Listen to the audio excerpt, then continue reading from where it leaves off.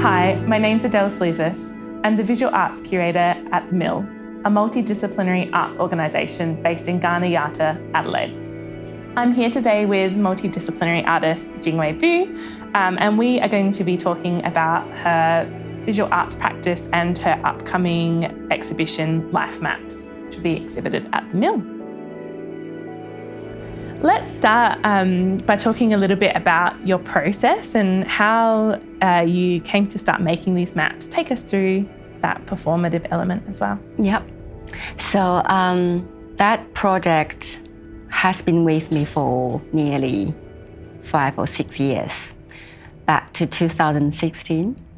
That was from an art school project. It's about endurance, and you have to do any action for 3 hours.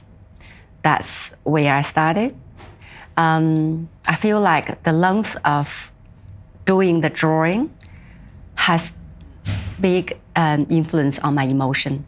So in the middle of the session, something like 2 hours or 1.5 hours, I started to feel like emotional, and I started to visit my memory. I started to tear actually for the first one I have done.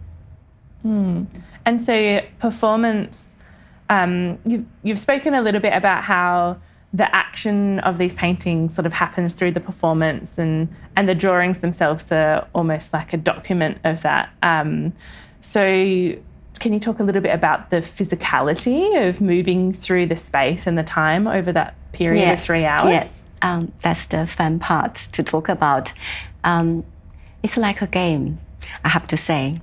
So I have a ritual that when I think I have the time to do a life map, I sit down with good sharpened pencil, charcoal pencil. Sometimes I tried a couple of different graphite pencil and charcoal. I feel like graphite B6 is the best. Then a glass of water. I sit there and I set my alarm. If I have 3 hours, I do the long one. If I have 1 hour, I do a short one. They have different effects on the final appearance of the life maps. So I don't have plan of what kind of pattern or what kind of, if I use number, if I do the swirl, or if I big dots, I don't have the plan. So I just start. When I set the time, I start. So I follow the hand. So the hand is doing the drawing. And then I slowly go with the hand. So the game starts means that I see the marks I make, and then I respond with the mark already there. So it's like a dance with a line, and I jump with the dot, and a crawling with some big marks. And then sometimes I think of stories or memories and histories, and that's naturally happen. I have tears sometimes, and I laugh and smile, and it's quite poetic sometimes too, that I said some short sentences to myself, and it's very like poetic sentences, and it's a conversation inside, and inspired by the marks. Yeah. And so the drawing builds up naturally over that period of time, and there's spaces where there's some openness, and you can see in the works behind us, and then areas where there's more density. So as you're moving through the process, how do you make those sorts of decisions? I would say there is no decisions to make, but I have to admit there is occasions that I started to judge if this mark match with that mark, if the composition are right or not. But I don't hate it. I think I'm naturally, I'm an artist, so I naturally judge my composition, forms and lines. That's okay. I think that's okay. But the beauty of the action is there is no plan, there is no expectation. And I think this helps me to be a better artist in terms of don't expect the final product's perfect. So if I get rid of this perfectionism, I can just put my thought into action. Mm-hmm. Yeah. And in terms of the space and the decision, when you mentioned that, I come back to the gaming thing. I think that's like a playground. I do feel a few times that when I draw, I feel like I was playing sliding, I was playing climbing, was jumping around, running, and rolling. So I do feel I'm on that field doing this action. Yeah, and I think as a viewer, it's easy to then see this movement through space that you've created, that there's, passing through a space and then maybe coming back to it again and then going to a new space and then circling back. And yeah, really That's beautiful. Right. Yeah, I purposely sometimes, when I do that, I treat it like a meditation. It's quiet and it's steady. It's just like marching. So I usually start with one drawing, very simple marching, just making short, regular, steady marks, like warming up. I didn't think it's warming up. I didn't think, actually, I just followed this. But slowly, you started to be emotional, and I started to, big one, back, forth. That usually happens after 20 minutes, that you feel like I'm within the paper, I'm just swimming the paper, I'm holding the line and dancing, jump, doing all this, physical action. Mm-hmm. Yeah, I do feel like the lines brings me to here and there in different world. You spoke a little bit about meditation and the relationship between meditation and meditative process that you enter into while you're doing these drawings. Can you speak a little bit more about the relationship between those things for you? Yeah, I think meditation is a tricky thing that usually we sit there and try to clear the head, which is very hard. So now I feel like when you do something, you hold something, that's easier. And the line, the marks, is something I hold. Then all my head, all my thoughts is gone, because now my focusing point is the tip of the pencil and the sound made by their encounter. It's very subtle. And if you try to catch the beauty of the sound and texture, you have to be there. It's a very small area. So that's really helped me, that I just go with the pencil and I look at the tip of the pencil, and it's getting, so from very sharp to short, and how do you say in English, what's the word? Blunt. Blunt, yes. So it's a process. It takes time. And the time is gone. I'm always with the tip of the pencil. So I'm always at that present. So that's really, really helpful.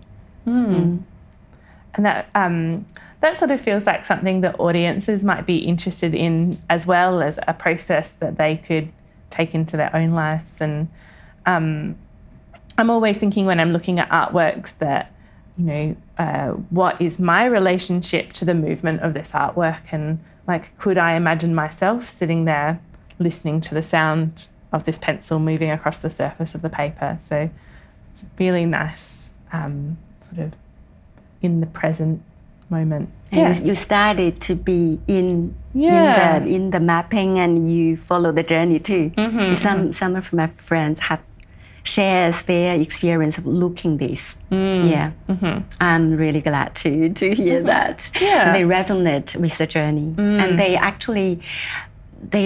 quite passionate telling me that now they look at life differently too, because I shared my experience of, after making a couple of them, I started to see life differently.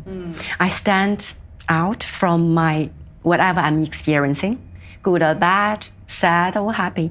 So I would stand out to say it is, if I'm struggling, it's just a big dot.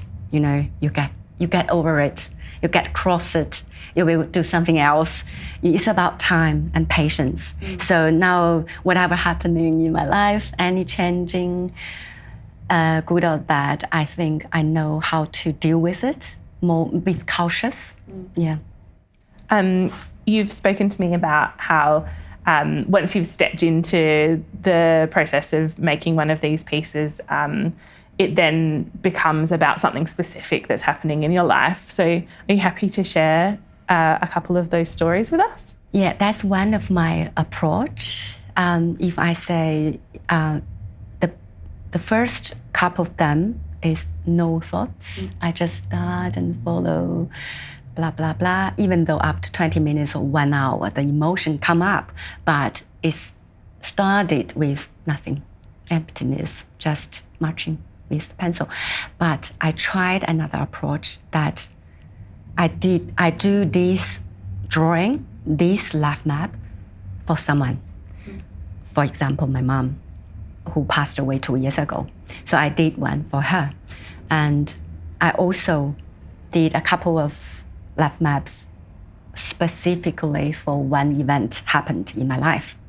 You know, reflection of my childhood, for example. Relationships with my father, for example. So I try to specific this drawing for reflection, for visiting the history.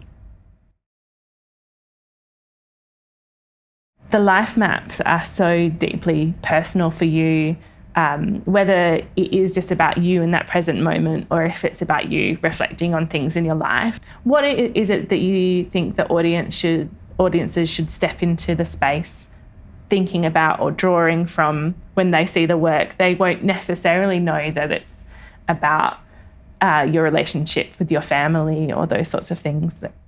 There is a theory, I can't remember the name of it, but it's about science. One of the artist friends just mentioned it to me that I think is very interesting, that people share the common understanding of certain science. Like this big circle, the swirl, almost everyone would think that's struggling. But it can be joy too. There is, you know, different interpretation to you. But whatever they see is their thing. So they can connect with it, their emotion or their memory or their life experience to any sign, any marks, any numbers there. So it's like decoding. I think that's quite a nice word to describe the process, the experience of me being a drawer and producer, creator of this drawing. And the audience come back here, I decode it as happy. I decode this big dot like joy. But actually probably when I was doing it, it's my struggle, my depression, my stress, blah, blah. Yeah, it's really interesting. Yeah, because I mean, what it means to you and what it means to the audience don't necessarily have to be the same thing, as long as there is some kind of, I guess, a point of connection that these marks on the page are meaningful to you and to them in the moment of making them or seeing them. I think it's quite open. That's the beauty of marks. Mark making is so generous, so open-minded for you to interpret. And then that takes us to what we spoke about the other day, to do with the language of art and how it is an open language that has so much interpretation. So what were you saying just before, that you are from the country of art? Oh, yeah. I'm happy to talk about it because I lived for quite a couple of countries. I was born where we lived is in the middle of desert. And then after 7 years, we moved to another country, seaside country in China. then I lived in Germany for 7.5 years. In the middle of 7 years, I went to England for my master's degree of study, then back to Germany, and then I came here 10 years ago. So before I was quite confused with my background and identity, that I changed here and there. I never belonged to anywhere. And the language is the big issue for me that, I lost my identity, I lost my confidence. But since I started to learn art in art school, I think I found my language, which is it's universal language. I don't have to say, I draw, and you read it. I can perform, and you see my body languages. You sense my joy or pain or suffering or experience. We connect it straightforward and so deeply. I love that feeling. And I think when people ask me, where are you from? I said, wherever. I may go to somewhere else. I have been through a lot of culture and country. I think now my country is art. And I'm quite happy with this saying that art is my fifth country. Yeah. I think that's really beautiful. And I think that openness that you bring with your work to people who are seeing it as points of connection to be able to speak the same language. And what's really exciting about working with you for this exhibition is that we're going to be able to offer a workshop for people as well. So maybe you can talk a little bit about what people can get from participating in this mark making process, whether it be through the workshop or, they might just go home and pick up a pencil. Yes, I have actually since 2017, I have done a couple of workshops with 4 years old, 3 years old kids in Wendy's nursery. And I've done with the Women's Children's Hospital in the Curator in the mental health day. And I've done another one in a temple, a Buddhist temple. I've been testing out how do I share with people. It's quite a hard journey, and I still need to work on it. How can I break it into sessions and for people easily coming in, rather than I said, now 3 hours, let's start, or 1 hour. It doesn't work that way. But I think the 4 years old kids in Wendy's nursery inspired me with their beautiful interpretation of my life maps workshop.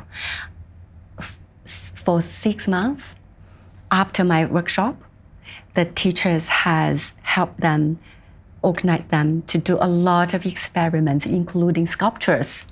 They turn life maps into sculptures, and the words they wrote about their small life maps inspiring.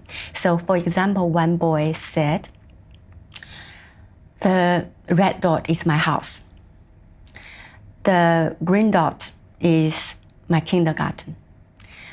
And between this, I met Mary. She played with me, but she went away. I was very sad. So that's what his experience. So he used the marks, the dot represent his experience. So that's his storytelling. And I think for the workshops, I might use what the children's, interpretation, just invite people, my audience, to hold the pencil, making marks as simple as possible to represent any event, any activity you have been through the day, or past year, or past 40 years. So like I was born in 1980. Then I went to somewhere for primary school. Then I met a mentor. She changed my life. I started to chase basketball to pursue basketball. And then I stopped that because it's quite hurting when you crush me. Then I moved on to an instrument. So in this way, he got the opportunity to reflect, which we don't usually have the time to do. It's simple, but I think it's helpful. And also I have concluded about what I've tested out, the instruction. It's not about the final product.